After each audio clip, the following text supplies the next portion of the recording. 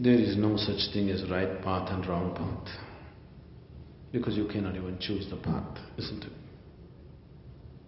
So, you saying it is all destined and still making an effort to walk the right path doesn't make sense.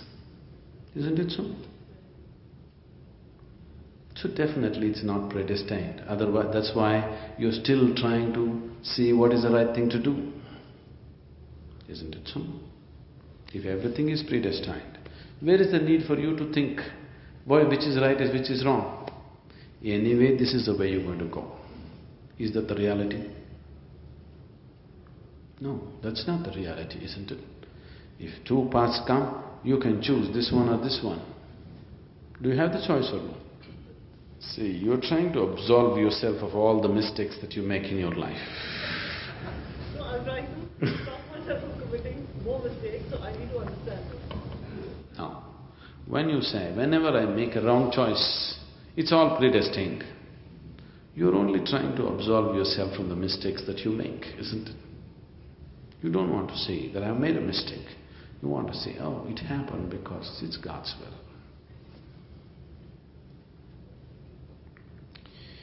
Now, too much bull like this has been going on for too long. Too long. And this is the reason why something that's a natural progression of life has become so difficult for human beings. Enlightenment is not something that you have to force upon yourself. It is a natural progression of development. But you're not allowing that natural progression to happen because you're creating these kind of contradictions. We'll take what you said as example. There are many, many examples different ways.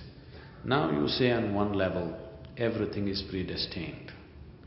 On another level, you're choosing a way out of your present whatever, isn't it?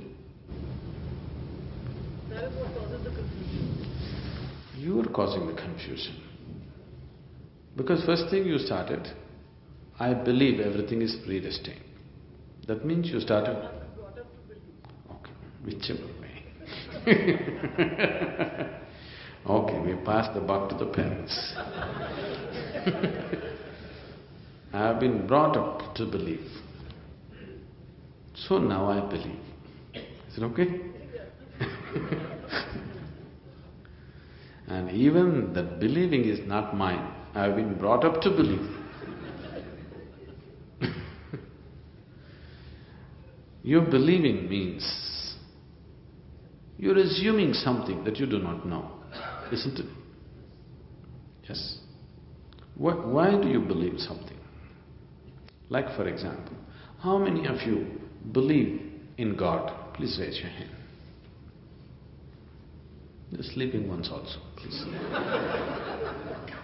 Okay. How many of you believe no God? Please raise your hands. 1, 2, 3, 4… What is this half hand? 6. Okay. Some people believe there is God. Some people believe there is no God. How many of you believe that you have 2 hands? All such people just raise 1 hand. Yes, ma'am? Yes? Okay. Do you believe that you have 2 hands? Or do you know that you have 2 hands? You know. Even if you have no eyes to see these hands, still do you know that you have hands? Yes. It's a living experience, isn't it? Even if you cannot see them, you still know you have hands. With hands you know, with God you believe. Why? Not experience God. Not experience God. So you're full of bullshit, that's what it means. Somewhere you're not sincere enough to admit, I do not know. That's your problem. Everything that you do not know, you want to say, I believe, with great confidence. And if you go on like this, your life will become a bigger and bigger mess. Because you're assuming things and trying to live. And your assumptions are not so strong enough because your mind is not simple enough. You may assume one thing, but the other part of the mind is continuously asking questions. If you had a very simple, childlike mind, your assumption is all that you had, you would become a devotee. It'll work. That will work. But now you have a little more complex intellect. It doesn't accept any assumption totally. It accepts only to the extent it's comfortable, convenient. Beyond that, it doesn't. Right now, your belief in God is just like this. You do everything that is important to you. God is like an insurance on the side. I have also paid my premium in case something goes wrong.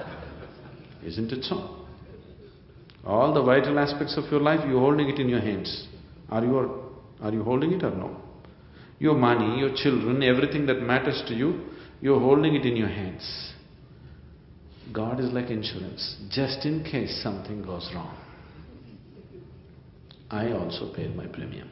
Every week I came and saw you, God, what are you doing? This doesn't work.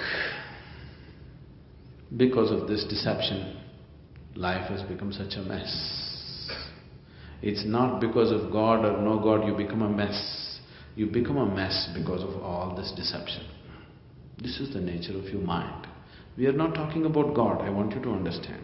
We cannot talk about God. We are only talking about the deceptions of your mind. On a certain day, a bull just sort of strayed into the forest. Nice greenery, so he just strayed into the forest, grazing. He went deep into the forest. An old lion who was little past his prime, who was having trouble hunting for his food, just saw this big fat bull. His mouth salivated. A bull is an easier thing to hunt compared to the animals of the forest. So he just waited, stalked the bull and attacked him, killed him, and ate him up. His stomach became real full. With this full stomach, with great satisfaction, he roared. A few hunters were passing that way. They heard the lion roar. So they tracked him down and shot him dead. The moral of the story is, when you're so full of bull, you should not open your mouth.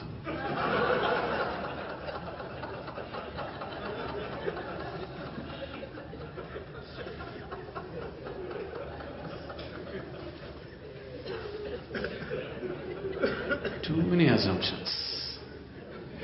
Too many assumptions. With these assumptions, people are going on with great confidence. Disaster is all that can happen. What else can happen? If you are not in touch with reality, and if you go at great speed, will you head for disaster or no? You'll definitely head for disaster. Either as an individual or as a whole society. You definitely head for a disaster if you're running on too many assumptions. Isn't it so? Can we keep our assumptions aside? Just look at reality the way it is. It doesn't matter what your mother said, what your grandmother said, what your father said or your forefathers said.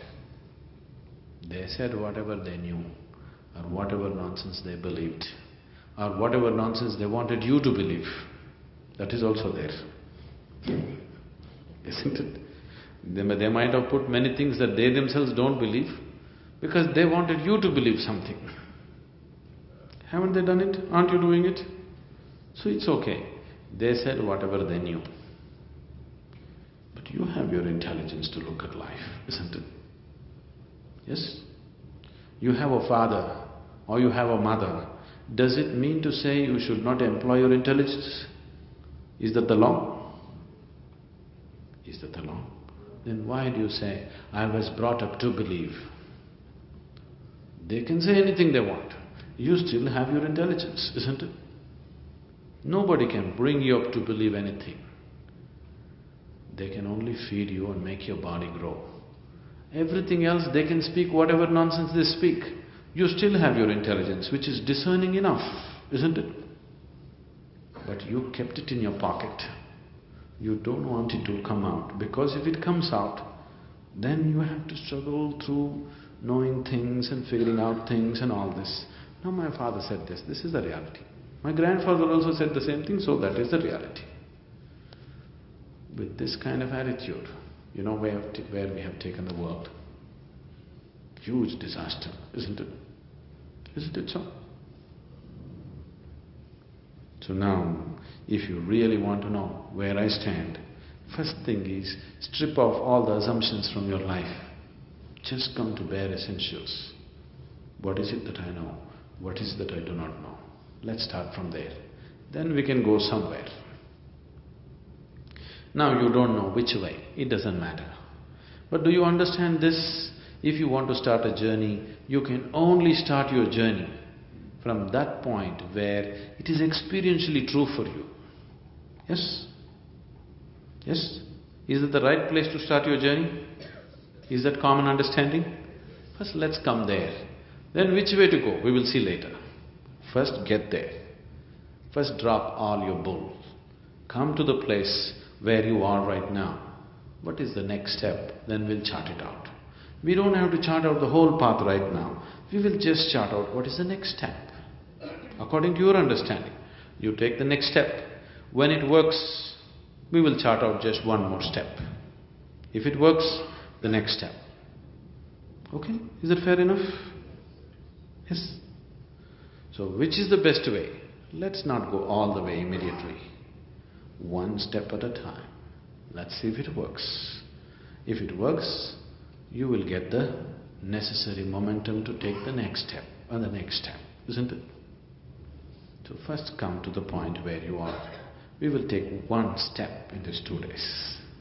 If it works, we will take another one. If it works, we'll take another one. Fair enough, isn't it? Because once your logical mind has evolved, you are a suspicious lot. You are not the kind to simply go all the way with somebody, can you? When Jesus came, he said, "Come follow me." Is there anybody here who can really follow somebody totally? Can you? Can you follow somebody totally? You will follow only to your point of convenience. Isn't it so? Once your intellect has evolved, you cannot follow anybody. Please see this. Even when he said, "Come follow me," the scholars in the society, the educated, the sophisticated, did not follow him. Only the fishermen, the farmers, the peasants followed him, the simple folk. People like you cannot follow anybody. So you take one step at a time. We will clear the next step with lots of understanding, then you take one more step. If it is working, then you will start taking steps little more rapidly after some time. Yes?